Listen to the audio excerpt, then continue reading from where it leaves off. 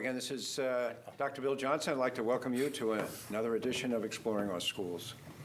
Today, as we have done in prior years, we are going to focus on our annual vote and budget. Not the most exciting topic in the world, but one which is really very necessary for it to try to understand.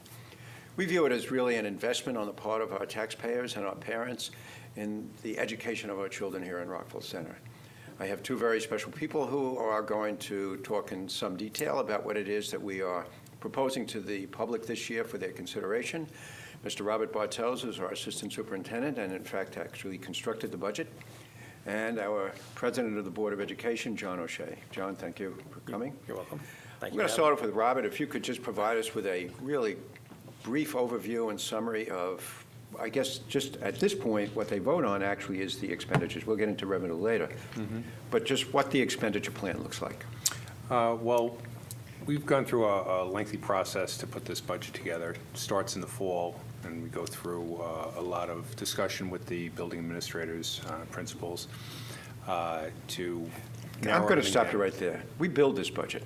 Yes. I mean, it just doesn't drop out of the clouds. So Yes. it really is an extensive process that begins part of the planning for the following year. And as you suggested, it starts in the fall, Yes. literally right after the beginning of the school year. It is. It's a very lengthy process. And we gather all that information from the buildings, and we put together our budget, which we then present to the board and to the public in the in the middle of winter, in January, February. Then we go through several budget discussions to try to get that down to what we feel is an appropriate budget to pass out to the community to vote on. This year, again, we were able to put a budget together that does not have any cuts in programs. So all programs that we have currently going forward will be maintained for the next school year. So I think that's a very important thing that we do within this budget process.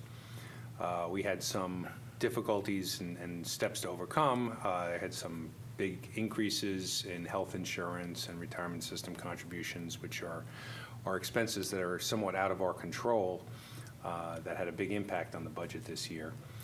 Fortunately, we had some additional revenues that we were able to utilize to meet some of those expenditures. What's interesting in this whole process is that the Board of Education gets the budget in January, and we begin the process. We don't always have agreement among everybody at the beginning, but the process is a very interesting one. I mean, I remember when we presented it to you guys, there were a number of things on there that the board basically said, thank you very much, but no thank you, go back to the drawing board.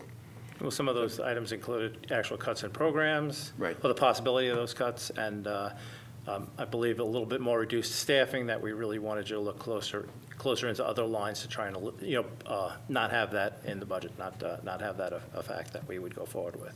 But, what I've come to appreciate with this board, and I think you're really a reflection of it, is that kids first. We always, in all the years I've served on the board, we've always tried to make that our priority.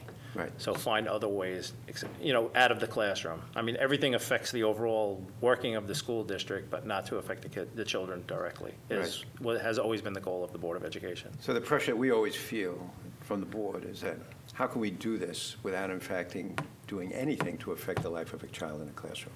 Right. That's where we, it's just the process we go through. It's a give and take. You have to cut, most years we have to find a cut somewhere, and we've been successful not to do that. I'm going to say in the past 8 years we haven't, or 8 or 9 years, we've been able to stay away from the programs and work on a little bit on the staffing and more on the, the management of the plant and the equipment and equipment lines and things like that. So. Right. I think we've been successful Yeah. for all these years to stay as far away from the classroom as possible. We have. Every single year that we sit here and have this discussion, we've been able to say that we've been able to maintain program, maintain staff, and we've done it again this year as well, so that when our kids come to school in September, there's going to be no difference for them, and that's very important. Right. So, but there's a tax cap. What's that all about? The tax cap is some regulations that New York State put in place a number of years ago, which limits the amount we can tax on the public. It's typically referred to as a 2% cap, but that's a little conspicuous because it's not necessarily a 2% cap. It's the 2% reflects the rate of inflation, but there are a number of different variables that go into an overall formula to calculate that tax cap. So there are exceptions. There are Yes. things that are taken out of it. Yes. Right? So in any given year, it's either 2% or the rate of growth within the economy, as long as that rate of growth is below 2%. Correct. But it cannot exceed 2%. Correct. All right. But it does. Yes. So, So our rate of growth this year, for example, the CPI, which is the 2% Right. number, was actually above 2%. So we are at the 2% cap for this year. However, with certain variables and exclusions in the formula, our actual tax cap for next year is 3.03%. we're actually sitting in a building that's the primary reason Yes. for those exceptions. Maybe you can explain that a Yes. little bit better. There are a couple of different exclusions. The capital projects, any increase in debt service or monies attributed to capital projects are excluded from the tax cap, so you can go above that 2% number. In addition, there are other revenues that come in with pilot payments, which are payments in lieu of taxes. If we get additional pilot payments, that would actually reduce the cap, as well as additional aid that we get on those capital project expenditures. I probably, when we talk in generalities like that, what's a pilot? I mean, we usually think of a guy sitting behind a wheel in a plane, but really what we're really talking about with these pilots, if we could give an example, it might be a better, Yes, in our community, we have, for example, Avalon the new properties. apartments, right, Yes. down on the west end, right? When they were built, they were given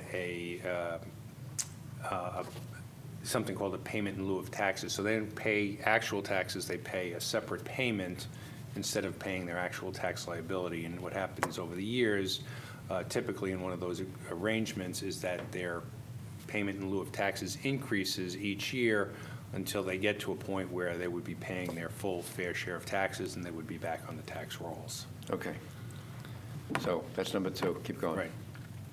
Right. So our payment this year, our tax cap is 3.03%. We are, will be below that tax cap for next year's budget. So because of the building, because of the pilots, and because of those exclusions, in fact, when they're taken out, it's 2% on the taxes that remain, and therefore, any of those exclusions can be put in on the basis of, again, this formula that the state provides to us. Yes. Which allows it to exceed that 2%, just, not by a whole lot, but they allow, Right. but we still came under the cap. Yes, we are still under the cap. Our actual tax levy for next year will be 2.97%. Yeah. So we are just a little bit under the cap. But the cap creates an interesting problem, because what it does is it forces us, I mean, we had an $800,000. I mean, we had lots of discussions over the last 2 months about Yes. the $800,000. Maybe we could just talk about that. Where'd that come from? Why didn't we just go right out to the taxpayer and say, listen, we don't want to do anything more. We have an $800,000. Why don't we just add that? We can't. Right. All right? So the responsibility of the board then is to go back and figure out with us how we get down to a balanced. Yeah. Well, technically, we could have gone out over that number, but then we would breach the cap, and we'd have to have more voters vote for it and approve it. It'd have to be a supermajority. And the current Board of Education is not interested in breaching the cap. And the community has given us feedback enough that they do not want to go over that 2% mark. So that's where we always strive to keep the budget, at a 2% growth. You're not alone.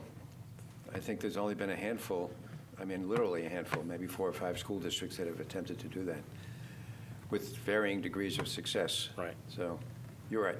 The world of the tax cap is Is what the public is interested in keeping. So that's where we are. So. Right. And the board is pretty unanimous on that. Yes, and it does make for some hard decisions because of that. We have to move forward, and things cost more, salaries cost more, so we have to work our budget out that it still falls below that 2%. Right. And then there are these expenses that he was talking about a few minutes ago, over which we don't have a whole lot of control. Right. Right. I mean, So- A majority, a lot of expenses, and big-ticket expenses also. Yeah. So we had to come up with a combination of additional revenue sources or reduced expenses to balance our budget and bring it in line to the $800,000 that you had mentioned. So we had gotten some extra money in state aid with the final state budget when it came out. We got a little bit extra money there. We were looking at increasing the use of some of our reserves. We've had to cut back on, we took a very close look at the different staffing needs that we were looking for next year, and some of the increases did not look like they were going to materialize, so we cut back on some of the staffing requests for next year, which was not any cut in current staffing, it was just a reduction in what we were planning to do for next year. So that combination of cuts and also reduced some equipment lines and a few other expenditures, and that brought us down to brought that $800,000 together, so we had a balanced budget. Well, an important thing, I think, in the cutting of the staff, it was cutting of some permanent subs that 2 schools requested, but never had filled those positions. And they also, the high school and the middle school also have the availability to them to go out to sub-services if they needed it. So it was a way for us to bring the budget line down and not cut them completely out of a need if it came due. They can reach out and get a sub in from here time to time, but they haven't needed those 2 extra subs in each of those buildings since when did we approve that, in the beginning of the year? Last year. Last year. So it's not that we cut, we just stopped an addition that we gave last year. So that was to say we cut staff is, not really an accurate description of it. Right. So that's where, the public has come to me with concerns, you're cutting our subs, and it's not really what happened. Well, it's all based on data that we collect and Right. then share with you on the average number of absentees on any given day. So what we try to do is then, with our permanent subs, I mean, people may not understand what that means. That's How do you have a another- permanent right. sub? But nevertheless, what that essentially means is that we're committed to having a group of people show up on our door, because we predict how many people are going to be absent on any given day, and we try to fill those positions. If we just don't do that and just go out and then, like, we're competing with every other school district, we could end up with anybody showing up. So what we do is we take our substitutes very seriously. Right, and with the permanent subs, they are here every day, they know our buildings, our students, our classes, our teachers. I've heard that the success of them teaching a good class is so much more than someone who comes in from the outside for 1 or 2 days here and Right, there. right. So that's the benefit to having them in the building, and we need them. Right. The data shows that we need X amount of subs in each of our buildings, on a regular basis. So Right. that was the goal there. This somewhat illustrates the depth of the discussions that we get involved in with the Board of Education on a regular basis. I mean, with the questioning, pushing us back to collect all of the information, making sure it's up to date and accurate, so that when, in fact, we make these reductions or, in fact, try to come to closure on what the expenditure plan is going to look like, we're not making any mistakes. We can't. We really have to be accurate. We have to know exactly how much we're going to be able to spend next year, and not 1 penny more can we spend. So, while we're on the expenditures, before we get off to the revenue side, talk to us a little bit about what the voter actually goes to vote on is a bottom line. Our bottom line this year is $117 million and change, right? Yes. So that's what they're voting on. If we are not successful, what happens? If we're not successful in the vote. In other words, if the vote voters doesn't voted pass, down, what If the happens? voters voted down, we have another chance to put up either the same or a different budget for passage, which would happen again before the end of this school year. If that budget were to go down a second time, we would have to go to what the state calls a contingency budget. And the rules for the contingency budget now are you cannot raise your tax levy at all. So this increase that we're talking about we'd have to go back to a 0 increase in the tax levy, which would mean a couple of $1 million we would have to cut out. It's a real zero, It's a real 0. right? So if you do that, then we're cutting millions of dollars out of the budget at this Yes, point, right? then we would be talking about staffing and programs if we had to Right. do that. Because that doesn't, It doesn't allow us not to pay our bills to the state on the retirement system and the medical and all that. Those numbers are hard. So the only number we can reach $2 million into is staffing. So we Program and would, staff, that's we right. would cut we would have to cut staff, we would have to cut programs. There would be no way around that. Because it took us weeks to come up with $800,000 in savings. Now to go back 2 million, 3 million, it's almost 3 million, right? Yeah. Go back $3 million into our budget of what we can actually cut, it would be extremely difficult, and it would make this place a very different, it would make Rockville Center Schools a very different school district. That's a very important message to get across. I mean, so people's votes count. Yes. So part of the message today is that, yeah, this is our expenditure plan, but we really need people to get out and vote. And we only have 2 people running for 2 seats. So in a year where there is not a contest for seats on the board, we generally don't get a lot of. Right. So maybe if you could, either one or both of you could just kind of weigh in on that, why we need people to get out and vote. This is very serious. It is, no, there's no, there's no way past losing $3 million. It's impossible not impossible, but it's not something we ever want to do. And we do so much here in Rockville Center for our students. We've built so many great programs, it would be a shame to cut them back, because not only would it affect, if the budget were to fail, it would affect this year. It would take us 10 years to build back up, because then we start back at a lower number. So it's not a one-year, I'll say a one-year cut. It's a cut that will hurt us for 10 years long. And many of our extracurricular things would have to be cut out. We just couldn't, we are bound to educate our children. All the extra things that we provide here in Rockville Center to enhance the lives of our students would suffer dramatically with that much of a cut. So it would be devastating to the extracurricular in our school district if we didn't pass this budget. Okay. What were we going to say about? That's an important point, because we have this tax cap that's in place, which allows us to increase, but if we do fail and we go back to a contingency budget, you don't get to make that up in the following year. So the money we're allowed to increase this year is off the table forever. It's now, you go back to last year's tax levy number, so even next year, it starts from that base point. So that's why when they say it's a hard zero, it's a hard zero. Yes. Right, so there's no opportunity in future years. I mean, there's not a multiplier effect, so that. Correct. When you're at zero this year, whatever the difference is next year, if we hit that 2%, it's 2% on that number. And so the money that is lost this year is lost forever. Correct. All right, so when you talk about the cuts that we would have to make, the likelihood of us ever getting the revenue back to be able to reinstate whatever those cuts would be literally impossible to do. So, I mean, that's a very, very important, that's why we worry that there is a certain degree of complacency sometimes in the community. We worry that not a whole lot of people come out to vote. Whatever your position, whether you are for or against it, it's really important that you take seriously that vote and find your way. Now, where are we voting? It would be nice to know. We're not going to tell you where we're voting or when. At but- Southside High School in the main gymnasium Right. on Tuesday, May 15th.